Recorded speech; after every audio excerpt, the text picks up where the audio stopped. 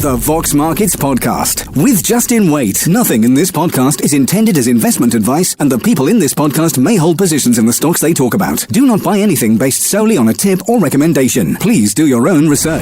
Welcome to the podcast on Wednesday, the 14th of April, 2021. On the podcast today, SourceBio International's Executive Chairman Jay LeCoque talks through their final results, which showed significant revenue increases by 139% to 50.7 million. Gross profit increased by 135% to 20.5 million. And cash generation increased by 120% to 6.4 million. Also on the podcast, Craig Martin, Chairman of Dynam Capital, who's investment manager for Vietnam Holdings, provides a monthly update which shows the fund's NAV for March up by 1.1%, up by 10.4% for Q1, and a 53.1% increase since the start of the financial year in July 2020. Also, John Meyer, mining analyst and partner at SP Angel, talks about China trying to limit commodity prices and covers news from Afritin, Kefi minerals, and strategic minerals. And at the end of the podcast, I have two lists for you. The top 5 most followed companies on Vox Markets in the last 24 hours, and the top 5 most read RNSs too. By the way, you can look at both these lists at voxmarkets.co.uk. We'll see lots for the content. In fact, there's an article there on Kefi hails 2020 as a transformational year. There's also an article there on Analytics AI. There's also one there on strategic minerals. And Verici DX hails good progress since IPO. And of course, there's a video there with Paul Hill and Northbridge Industrial Services final results Q&A. Plus, I always check out the COVID-19 index. Biggest rise of the day is Silence Therapeutics, up 6% to 538. Biggest faller, Hemogenics Pharmaceuticals, down 34.7% to 4.475. Check that out at voxmarkets.co.uk. Vox Markets is an online community of investors that runs a free mobile and desktop platform that allows you to track news and updates about any UK-listed company, offering RNS push notifications, detailed charts, pricing data, and much more. Find out more at voxmarkets.co.uk/app. And joining me on the podcast right now is Jay LeCoque, Executive Chairman of SourceBio International, SBI's ticker there. Jay, thanks for joining me. Hey, Justin. How are you? Good to be here. Yeah, I'm very good. You must be feeling quite good. I just checked out your financial results for the year, and you've knocked it out of the park there. Well, we're pretty pleased with the performance. We had a lot of people working very hard, 24/7, and we're pretty pleased with the results. Yeah. Well, we'll dig into it. And before we do, if someone listening right now, Jay, is not familiar with the SourceBio, just give them, if you could, a brief summary as to what you're all about.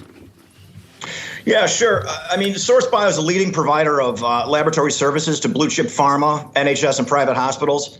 We've got 4 major business units: infectious disease testing, which is new from last year. Mm-hmm. We've got a healthcare diagnostics business, which is primarily cellular pathology.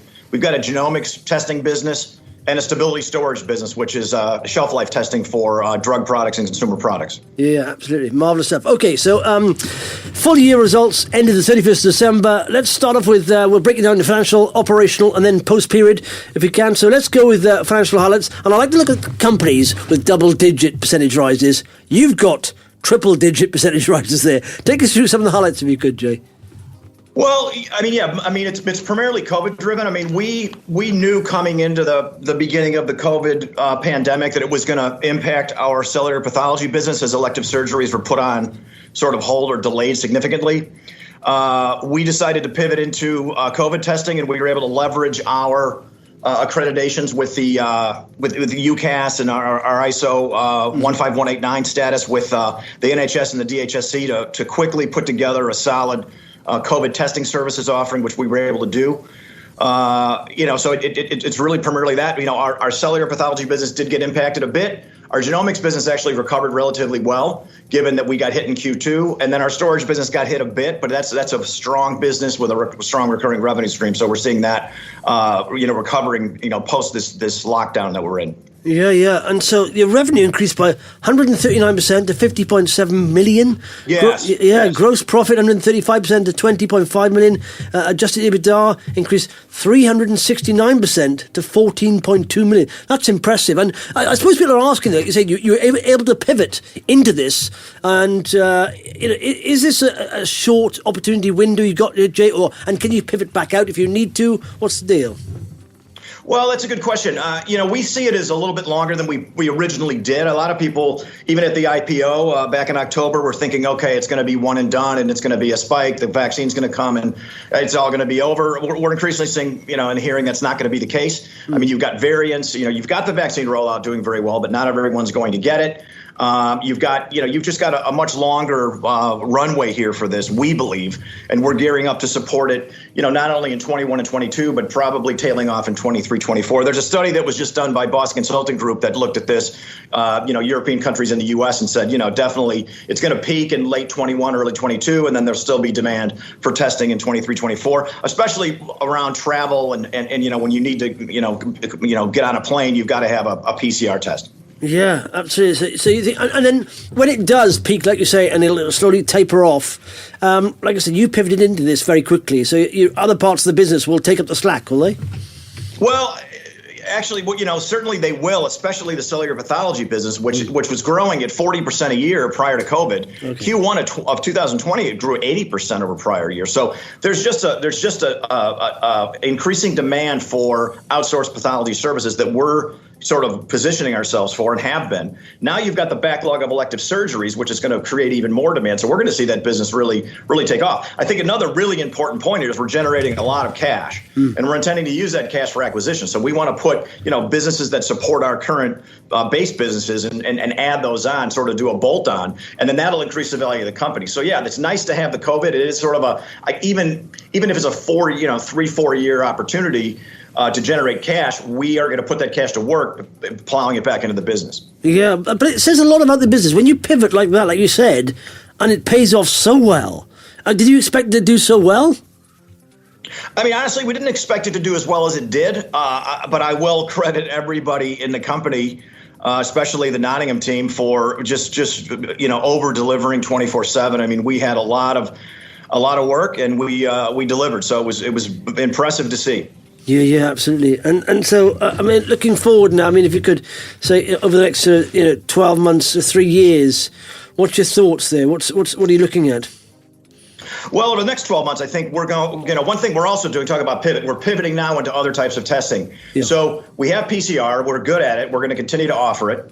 We're getting into localized testing on, DHSC trailers and vans. We did a deal with Oxford Nanopore to support their technology rollout. We're looking, we've got a quantifiable antibody test validated, ready to go. That once we believe antibody testing might become more important with the vaccine rollout, we're ready to go with that technology. We're looking at a lateral flow partner that has, exceptional sensitivity, much better than what's out there right now. So we are, and I think, airports are setting up their own testing capabilities. We're going to be partnering with our major pharmaceutical retail chain to offer that at airports, leading airports in the UK. So we're taking what was primarily a PCR Nottingham-based business, and we're really going, across the UK, building the business. We're putting a lab in San Diego to start offering our services in the US as well. So that's a big focus of what we're doing.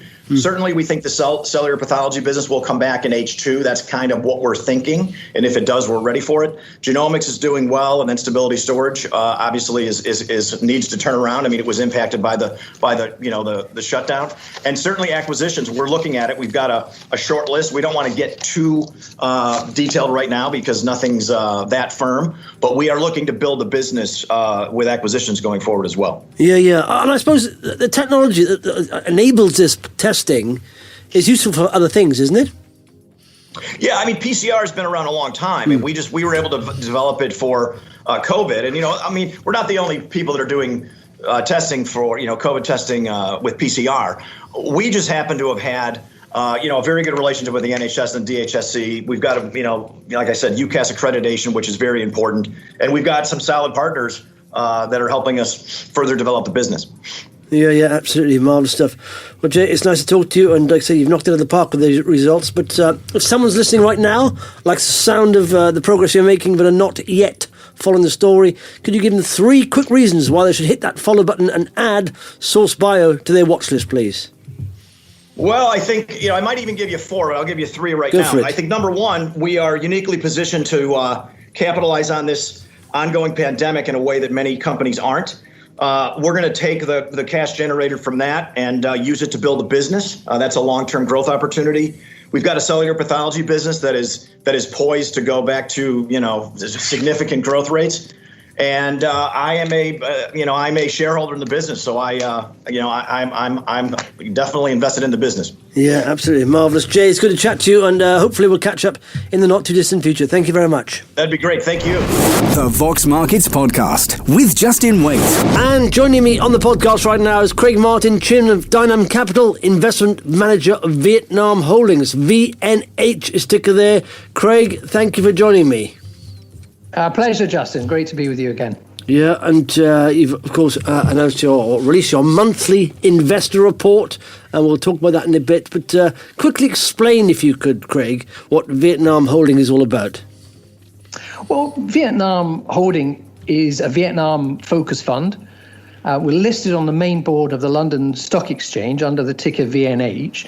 So you can buy shares in Vietnam Holding, and we invest shares in Vietnam and manage the shares in the growth market of Vietnam. So all the underlying assets are in Vietnam, in great companies in Vietnam. But for investors, particularly in the UK, you can just buy and sell the shares of the fund on the main market. Just call your broker or do it online. Excellent stuff. VNH is ticker there. So what's new in Vietnam? We caught up last month, of course. Anything happening? Well, yeah, there's always something happening in Vietnam. It has been like that every day for the last 30 years I've been involved in Vietnam. But yesterday was a stellar day in many ways. Vietnam set a record with 1 billion shares traded on the stock market. So that's about $1 billion US dollars in daily value, which is 3 times the volume or the value of 18 months ago. And that's really interesting. But the really interesting thing is at the moment, many of the buyers are local Vietnamese, and many of them are new investors. And as the capital markets in Vietnam are developing rapidly, and as people are getting wealthier, and as people are getting more digitally savvy and connected, they want to invest in companies they see growing around them and are doing so. So that's giving a real buzz to the market. And since July last year, the start of our financial year, the fund Vietnam Holding, which invests in around 25 to 30 companies, has seen its asset value grow by more than 50% as the stocks we've picked have risen. So there's a great dynamism in the market. The fund's performing well as Vietnam grows and develops well, and we've got a whole new range of domestic investors wanting to explore the stock market and wanting to save money and invest for their futures. Yeah. It's definitely, around the world, I think we've seen it, the interest in investing pick up a bit, people being at home. So it's a good thing. I'm a big fan of saying, invest, create your own wealth, because in life you've got 2 ways of creating your own wealth, and that's either own a successful business or own a share of a successful business. So I think that's the way forward. So, and of course, the fund like goes, marry well or win the lottery. Yeah. So you just really see your March fact sheet. We talk about Vietnam Holding having a 40% lower carbon footprint than the index. Can you explain that? How's that then? Well, Vietnam Holding has been a signatory of the United Nations Principles for Responsible Investing for well over a decade. We're a pioneer in Vietnam, in fact. And a few years ago, we started tracking the carbon footprint of the portfolios of companies we owned. And we've just released results for 2019, December 31st, 2019, where our portfolio had a 40% lower carbon footprint per £100 invested in our fund than if you just bought the index, which shows in part the value of having an active management strategy, perhaps as compared to, say, just buying in an ETF, an exchange-traded fund. And we've got a team based on the ground. They're researching and evaluating stocks and engaging with the management teams and the boards of those companies, So it's a data point. It's a moving target, of course. I mean, one of our top holdings, which has risen rapidly since the date of that report in 20, or the data that report refers to, is a steel company, and that steel company has risen in value. So steel companies probably have a higher carbon footprint, but yet a good growth part of our portfolio is also in banks, which have risen sharply in value. So it'll be interesting when the 2020 numbers are finalized by June. We'll see how that carbon footprint has changed, but we do want to measure that closely. And that the environmental aspect, is just really one part of an ESG story, environmental social governance. And a lot of our time and focus is also on the G, the governance, where we're engaging with these companies in Vietnam, trying to get them to be better at their own governance, better at reporting, and show greater transparency. So we like to measure these things.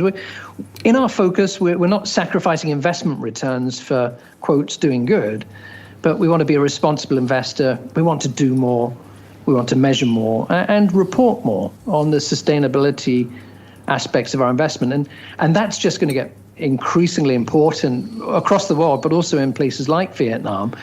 There's a big push now towards sustainable development goals, or the SDGs, and climate-related financial disclosures, and we're on top of all of those. And there'll be a big onus on the underlying companies to track what they do. Mm-hmm. And so one of our roles, not only in advocacy of responsible investing, but has been trying to help educate some of these Vietnamese companies and boards and what this means for them. So plenty to do, but it's all part of the exciting growth journey here in Vietnam. Yeah, it's so important, that ESG, and not just a box ticking exercise. It's just so important, like you say, to adhere to those rules and governance and going forward.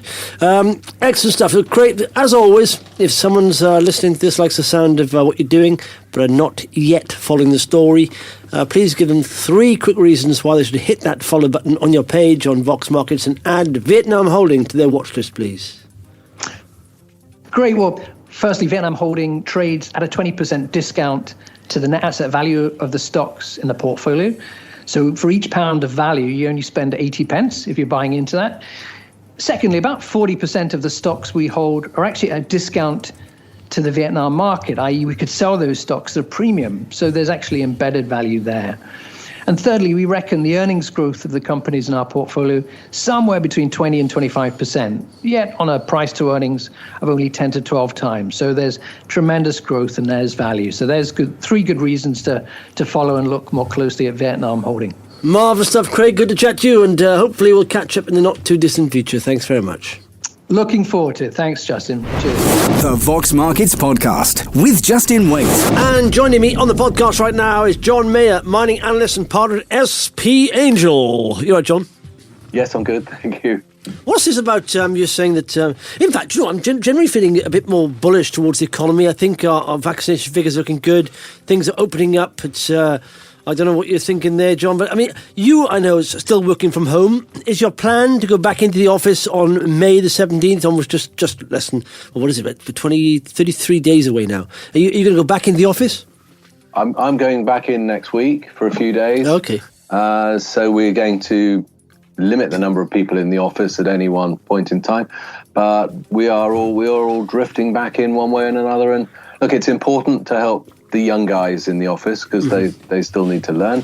Yeah. It's good to reestablish face-to-face communication, and the most important thing is it's very important to go to the Mason's Arms across the road for a cheeky beer. Yeah, well, a cheeky beer or two. Yeah, absolutely. And I think now we're going to handle on this vaccination. 40 million doses have been given out, which is amazing, the stats, and there are some worrying places around the world, but people are getting confused, I mean, first and foremost, in fact, this is about China. I know you're going to talk about China, but China's vaccination efficacy that they've created is about 50.4%. And that's, massively different from what we got over here. We got minimum 75%. And so if you're realising that, you vaccinate 10 people and half of those will only, it'll be effective on. The other half is going to be passing it around, transmitting it or getting ill. Then it's not making a massive dent on the entire population. I mean, so you can see why in places like Chile and Brazil was a variant that's apparently it's not as the vaccines are not as effective on.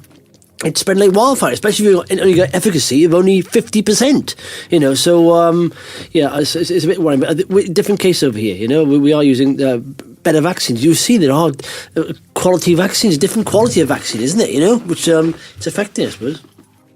Well, in some respects, it's good to know that we can still produce the best vaccines in the world. Yeah. But on the other hand, it's unfortunate that the Chinese vaccine isn't as effective as it really needs to be. And what's really sad is if we look at what's happening in Turkey at the moment, an enormous spread of the pandemic in Turkey and young people getting ill with it over there.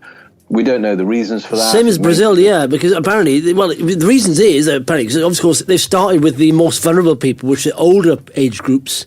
That's the same with the P1 variant in Brazil. They start with the older, so they're protected pretty much, to a certain extent. But of course, the younger people aren't still, so they're still getting ill with it. But they haven't been vaccinated because they haven't been vaccinated as much as, in this country, we still haven't vaccinated young people. We're still now 45s, wasn't it? In fact, I text a mate who's...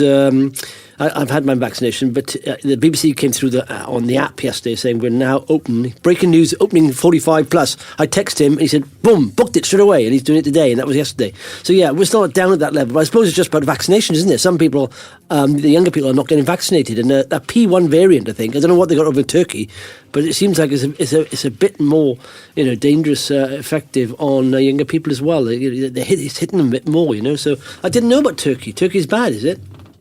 Turkey's bad, and there is news that the Pfizer vaccine may not be effective against the Brazilian variant. So I think I didn't get it. I read it was. I read it recently. It was as effective. That's odd. Well, there's news and there's news. But I think what we know is that we're going to have regular top-ups of tweaked vaccines over the coming years. So the whole vaccine situation is not going away. But the great thing is the world is getting back onto its feet and things are opening up. Not in every part of the world. Holland and Turkey are clearly having to tighten things up again. But certainly in the UK and US, things are opening up pretty fast. And as we know, China has controlled it very well, although I have heard that there have been outbreaks in China which are... They're squashing the news, as they always do. I don't trust anything from China. Do you? I don't trust any news that comes from China's central office or the government there. I don't trust anything. So I can't believe, like I said, that the coronavirus started there without a vaccine in a city as big as London, and yet they've had I don't know how many deaths they've had now, but they reckon about 8,000 people. That's all. Then when we've done 120,000. I don't understand that, how they could say that. It just doesn't make any sense. It's like lying beyond lying. At least make it a bit more obvious, a bit more plausible, that figure. 8,000, ridiculous, isn't it? How do they, I don't understand how they... So I don't believe anything they say, Chinese. Well, as always, watch what the Chinese do and don't listen too much to what they say. Yeah. Having said that, we do listen to the Chinese because what else have we got to go on? Yes, well, and in fact, a high-ranking Chinese official said that they were concerned about inflation, and that's inflation caused by rising raw materials prices, and that they were looking at or might impose commodity price limits. So, for example, they might impose a limit on the price of copper of, let's say, $8,000 a ton, and because they consume around half of the world's copper, they do have the power to make those sorts of things work. Now, having said that, it's almost impossible to make that kind of thing work in reality, and there would be pros and cons to whether that was good or bad for China Inc. and the Chinese economy, because metal would naturally go elsewhere in the world. But having said that, if you're producing a lot of copper and you're used to selling it into China, it's not going to be very easy to change what you're doing. Now, we think the Chinese are more likely to do things like cut speculation, so more likely to raise margins on commodity trading, particularly iron ore trading, because that's what's been pushing steel prices, over the last 6 months. And so there are other levers that they're more likely to pull rather than do something as dramatic as impose a sort of a specific limit on one or more commodities. Yeah. I mean, just going back to that. So China has had 4,000 odd deaths, but just to put it into perspective, we've had 1,865 deaths per million population here. China, I reckon they've had 3 deaths per million population, when it actually started in a city as big as London there, and we didn't have a vaccine. So that's completely unbelievable. Isn't it? Just beyond laughable. The doctor who discovered it. Do you remember that? The doctor who discovered it or thought there was something bad going on was told to shut up and was arrested, and then he died of it. Yes, that's right. And so we are wary of any numbers that come out of China. Yeah. But what's probably worse is, the pollution in China, just the smog that comes over the cities, particularly in the winter months, probably kills more people anyway. So they declared a level 1 red alert for Tangshan, where there are a lot of steel mills, on the 9th of March, and so that is limiting a certain amount of production within their economy there, and other cities and states will be following. It's something that particularly happens in the winter, but if we think this time last year, China had locked down a lot of things, and for the first time in many years, they could actually see the sky, and so the Chinese people suddenly realized that the world wasn't always as polluted as they were used to, and that maybe they should be pushing the government to be more responsible and to limit pollution. And I think we're going to see more of this. Yeah. Marvelous stuff. Okay, so individual news. First one you mentioned, let's go alphabetical. ATM, Afritin. What's happening there, John? What do Afritin do? I mean, it says a lot about Afritin. You can sort of work it out, but just explain what they do there. Well, they have the UIS tin mine in Namibia. It's still getting going in many respects. It's an old mine that has been restarted. It's a low grade tin mine, but it has tantalum and spodumene, which has lithium associated within the resources. So there's good opportunity for the Afritin management team to expand what they're doing and to squeeze extra value out of the resources there. So good on them. I think that's it's nice to hear more about that. Yeah, marvelous stuff. Cool. Next one is Kefi. Now, where are Kefi at? Because I remember looking when I first started, in smaller cap, and I was drawn to resource stocks because they're the ones that pretty much catch a lot of noise on Twitter, social media, because they can be, massively pop and then they can drop because, of course, most of them need cash. But Kefi was one of those, and it doesn't. Has it moved on from where I was looking at it like 5 years ago, or not? Yes, it has. Harry Adams, who runs the business, has been working diligently in the background. He's been in and out of Ethiopia, and he's targeting the project funding for the Tula Capi gold mine for the second half of this year.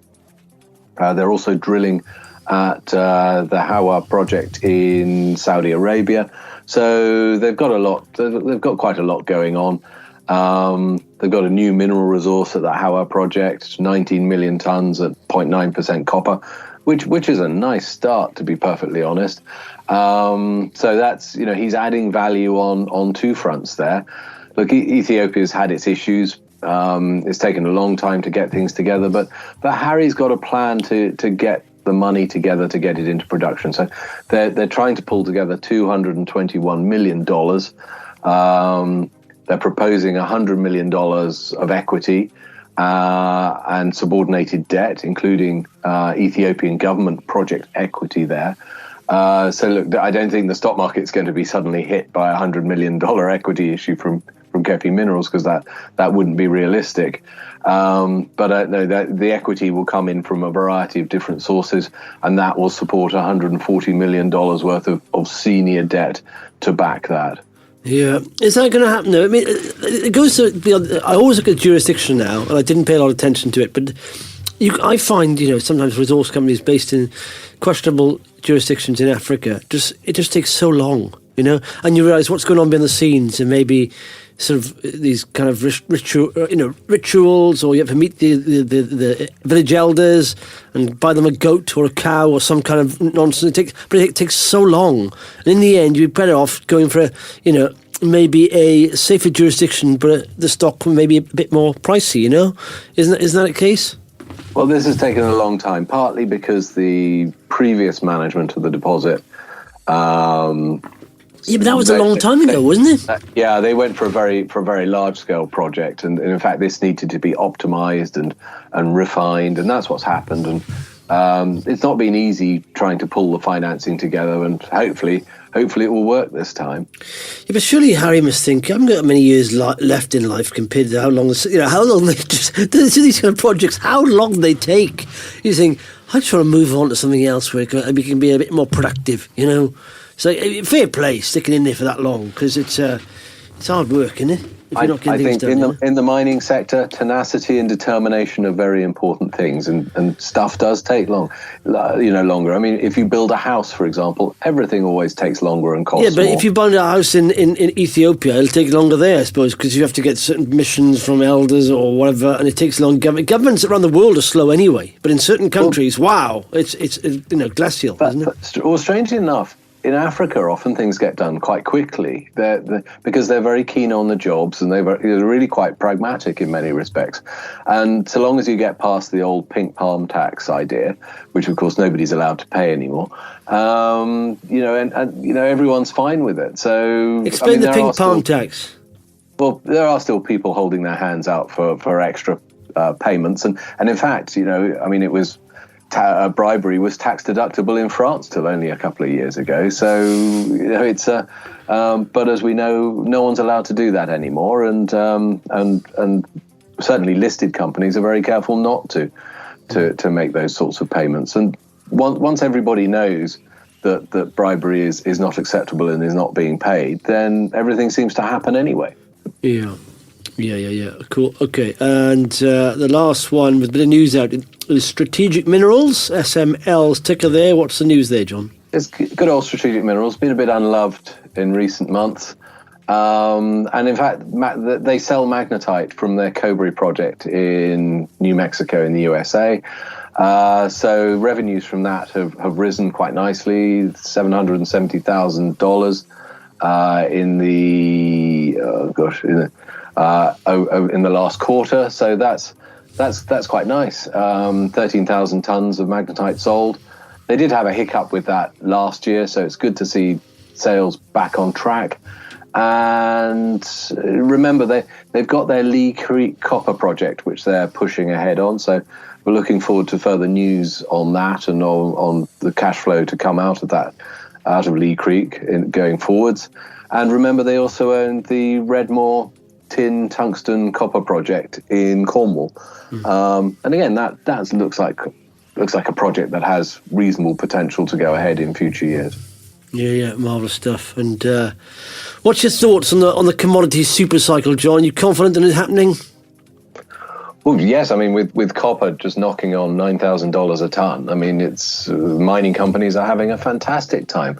Gold prices are high and rising. There's inflation prospects are helping everything higher. The US dollar slipped a bit, which again was supportive for metals prices. So the mining sector has everything to play for. It's it should be a happy place right now, and I think there will be more good news to come. I mean, it's always possible there could be something to upset the sector, like if China was mad enough to suddenly impose a limit on copper prices or commodity prices, which I simply don't think will happen.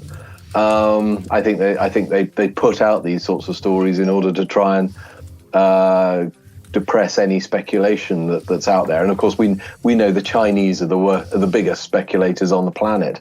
So they really need to control their own speculators before they start looking around the rest of the world. No, I mean, if we look at things like rare earth prices, they are high levels, and they give great valuations for rare earth companies, for example. Yeah. Cool, marvellous stuff. John, good to chat to you, and hopefully we'll speak you next weeky. Thank you, Justin. Okay, it's time for the top 5 most followed companies on Vox Markets in the last 24 hours. They're at 5.